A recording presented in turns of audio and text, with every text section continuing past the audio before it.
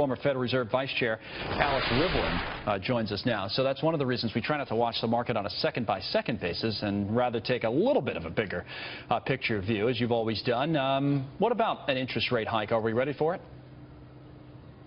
Oh, I think if anybody is surprised by the Fed talking about a rate hike, they've been absolutely absent for a very long time. We've known this was coming. The only reason it wouldn't would be some really bad news on the economy, which Chairman Yellen apparently does not expect. No, she does not see that. We're going to talk about some different parts of the the economy. Again, as I say, big picture. Later on, we have Bob Schiller on, for example. We'll talk about housing, and there'll be you can talk about jobs. When you look at our economy right now, where are the strengths? What are the strongest pockets of the economy from your point of view?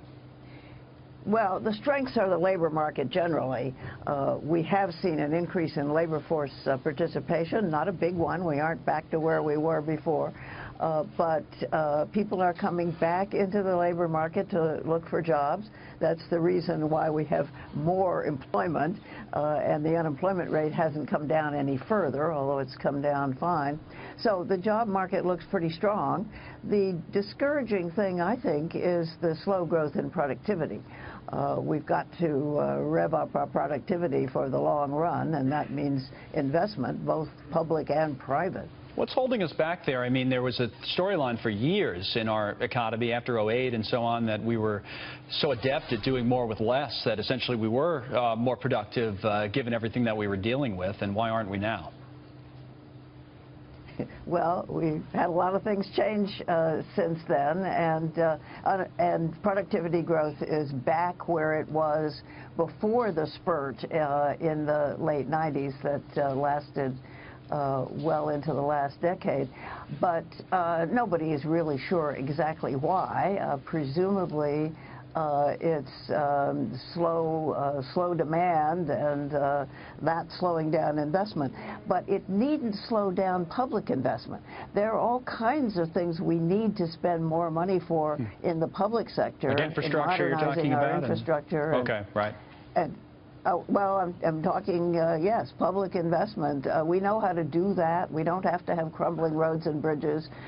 We don't have to have sewer systems that are 19th century.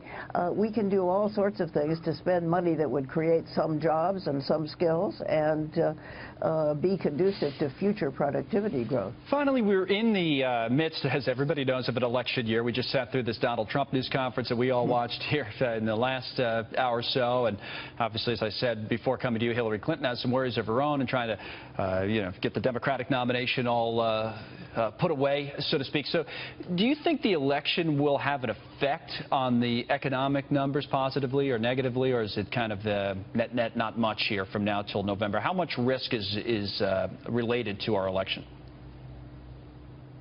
Well, it's hard to say.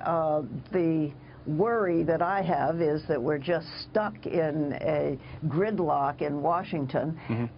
One can hope that the election would get us out of it. Either way, but good luck with that, especially, right? I think, especially if Hillary Clinton wins, and I'm a Hillary supporter, right. I think that she would be able to get us out of the gridlock. Now, she'd have to negotiate with Speaker Ryan and whoever is in charge of the Senate, but my hope is she could move us on to do some of the obvious things that we ought to be doing, like infrastructure investment and skills and that sort of thing, and reforming entitlements.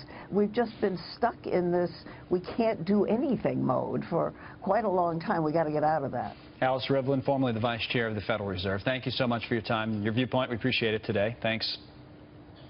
Thank you.